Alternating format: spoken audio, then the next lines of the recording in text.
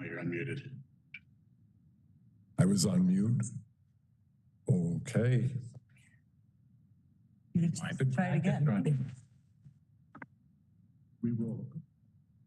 I wouldn't say anything about the legal part. No, I won't.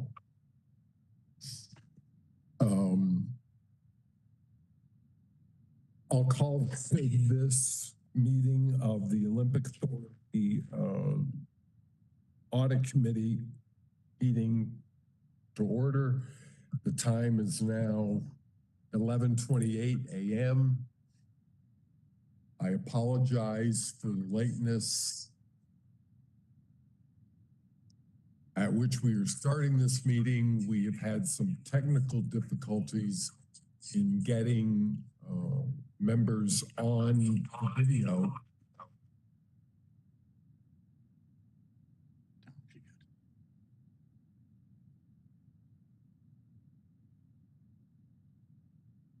Are we set? I want to thank everyone who's attending here today, both committee members and those that are here and participating remotely. Also to the public viewing, thank you for joining us today. Please note this meeting is being videotaped. A link to the video will be posted on the Olympic Authority website following this meeting. As we start with today's items, I will remind committee members to please speak as clearly as possible and to identify yourselves each time you speak or make a motion. An agenda is included in your committee packet. Renee, would you please call the roll? Cliff Donaldson. Here. Bill Beanie. Here. Eleanor Tatum. Frank Cardinal. Joe Martens. Here. And Joe Zalewski. We have a quorum. Thank you, Renee. The first item for the committee action on the agenda is the approval of the meeting minutes. May I have a motion approving the minutes of our last meeting held on June 11th, 2024? So moved. So moved by Bill. Second by Joe. Any discussion? Being none, those in favor? Aye. Those opposed? The motion is carried. The next item on the agenda is the independent auditor's presentation. And I'm going to ask Ron to make introductions and start the ball rolling as far as the auditor's presentation is concerned. Absolutely. So we have David with us from EFPR Group, and he is a director there, and he was present for the field work, and he will be running us through the audit presentation. Very good. Great. David? Thank you, everyone. Thank you for the introduction, Ron. As Ron mentioned, we're going to present the financial results of ORDA for the year ended March 31st, 2025. In terms of today's presentation, we will discuss the members of the FPR engagement team, the timing of our audit, the financial results of the organization, and our report to the board. As far as the members of the EFPR engagement team are concerned, by way of introduction, Doug Zimmerman is the audit partner. He is responsible. He has the ultimate responsibility for overseeing financial statement audit and is responsible for signing our auditor's report. Dave Gable and I were the engagement directors. We're responsible for the planning and execution and review of the audit work and assisting with the audit testing. And Mindy was our senior accountant who was involved in the detail testing. As far as timing is concerned, consistent with prior years, we came out to perform field work during the last week of April and into early May. We followed up on any open items of the audit through the month of May and issued financial statement drafts on June 4th. and today is June 11th for our presentation to the audit committee. As far as our summary of audit results, we will present to the audit committee now and the board of directors in the coming weeks. We anticipate issuing an unmodified opinion that the financial statements are presented fairly in accordance with GAAP. This is the highest level of assurance we can give. It's a clean, unqualified, unmodified opinion. We did not identify any material weaknesses in internal controls over financial reporting at the authority. There were no compliance findings that we are required to report. We did find that the books and records were maintained in a clear and orderly fashion, which allowed us to complete our audit in an efficient manner. And we performed audit procedures both in person and remotely as well.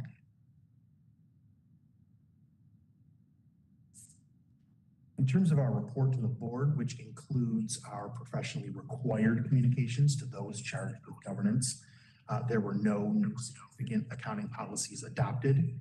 It's found that the accounting estimates were reasonable and supported. We had no difficulties in performing our audit and no disagreements with management, the accounting, reporting, or auditing matters. And we will obtain a management representation letter upon final board approval, and upon receipt of the management representation letter, we can issue the financial statements in final fashion. The financial statements also include certain required supplementary information. The 3 schedules listed above, which concern pension and OPEB liabilities, are presented as required supplemental schedules to the financial statements. Dave, for the purposes of the public, would you tell us what the OPEB stands for? Sure.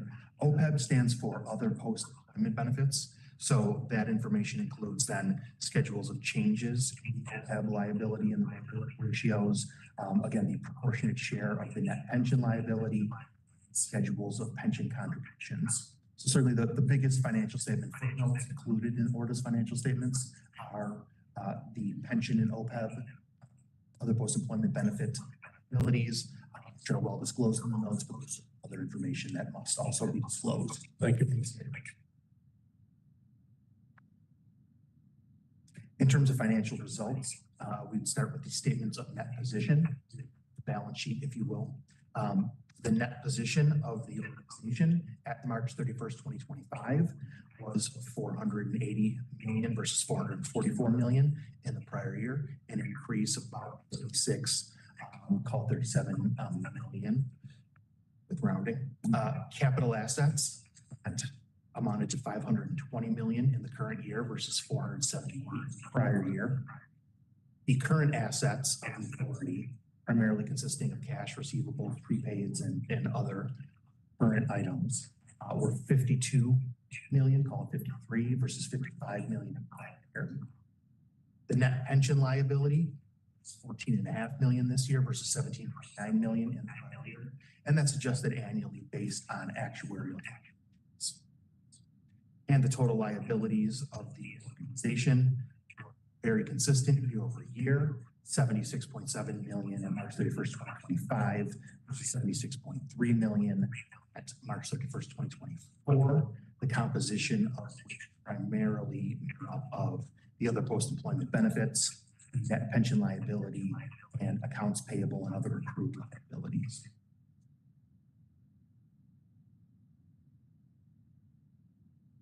Moving on to the statements of revenue, expenses, and changes in net position. Overall, the change in net position was $36.6 million in the current year versus $5 million in the prior year. The operating loss was approximately $50 million this year compared to $47 million in the prior year. The non-operating income was $13.5 million this year compared to $14.5 million in the prior year. The major item included therein would be the appropriations from New York State and the town of North Elba, and the capital contributions from New York State during the year were $73.8 million this year compared to $67.4 in the prior year. So overall operating income revenue was up 6 million to about 71 million, and expenses were up 0.9 million to about 120 million overall. The non-operating income, as noted above, is based on the New York State appropriations. That was down 2.5 million in the prior year, 2.5 million from the prior year to 11.4 in total. And the capital contributions from New York State were up 6.9 million from about 66.4 in the prior year to 73.3 this year. And then in terms of your cash flow statement, cash overall decreased by about $5 million to $36 million at the year-end date of March 31st. Operating activities used $15.6 million. Non-capital financing activities provided $11.9 million. That's primarily the appropriations from the state and the town of North Elba. The capital and related financing activities used $2.3 million. Investing activities used $1.3 million overall.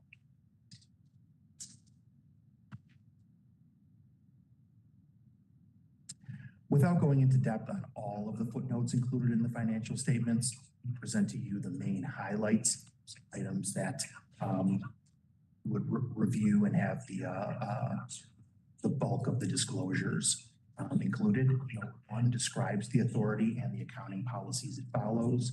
Note 2 details authority's investments in U.S. Treasury bills and the two larger items that I discussed earlier. Note 8 includes the pension disclosures under the New York State and local employees retirement system. Note 10 discloses the other post-employment benefits.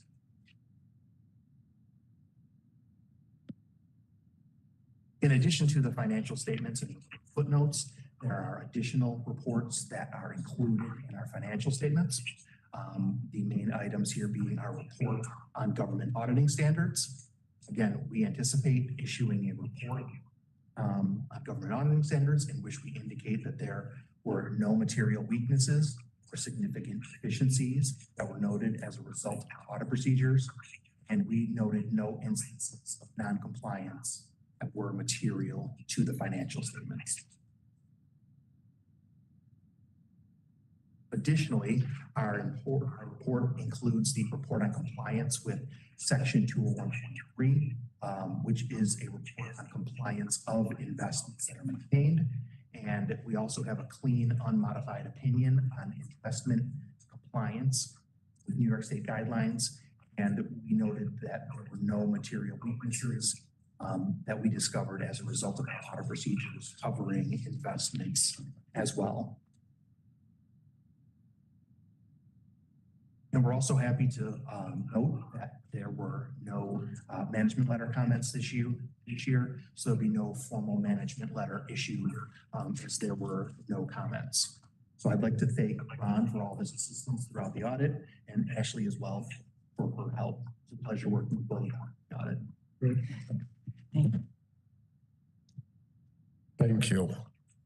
I want to thank EFPR and Ron and his staff and Ashley for efforts in preparing the independent auditors report. Are there any questions or comments on the report? Mr. Martens. Thanks, Cliff. And thank you, Dave, Ron, Ashley. Team, it's refreshing every year to get a clean audit with no issues identified. I guess the only question I have is that, once again, which is great accomplishment, our revenues went up significantly, as did costs. And I think it was $8 million plus in increased expenses, I think most of which were anticipated in light of all of the construction activity and the expanded operations. But I wonder if either Ashley or Dave could talk about the increased cost part of that audit.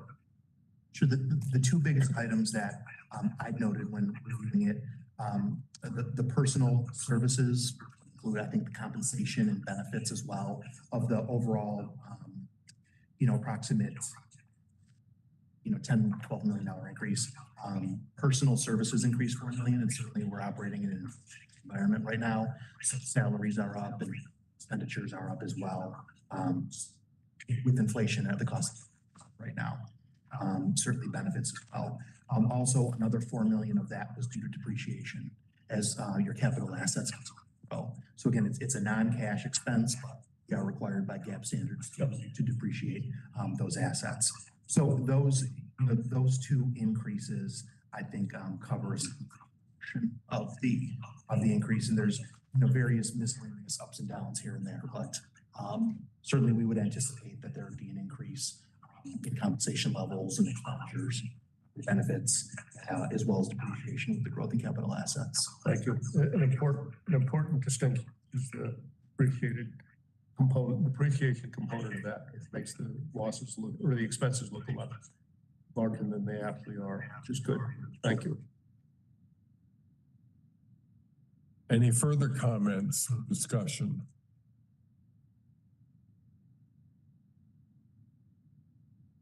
Therefore, may I have a motion recommending that the Olympic Authority Board of Directors approve the independent auditor's report and proposed resolution number 559. So moved. Moved by Joe Martens. Thank you. Discussion. Being none, all in favor? Aye. Opposed? Motion is carried.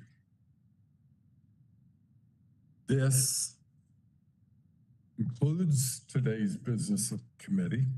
I want to thank everyone again for attending. I appreciate the report and the work put into it. So are there any other items to come before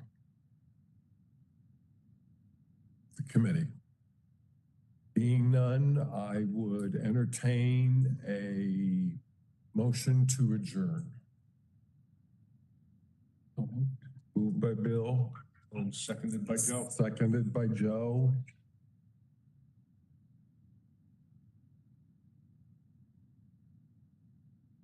All in favor? Yeah, I'm getting there. Aye. Opposed?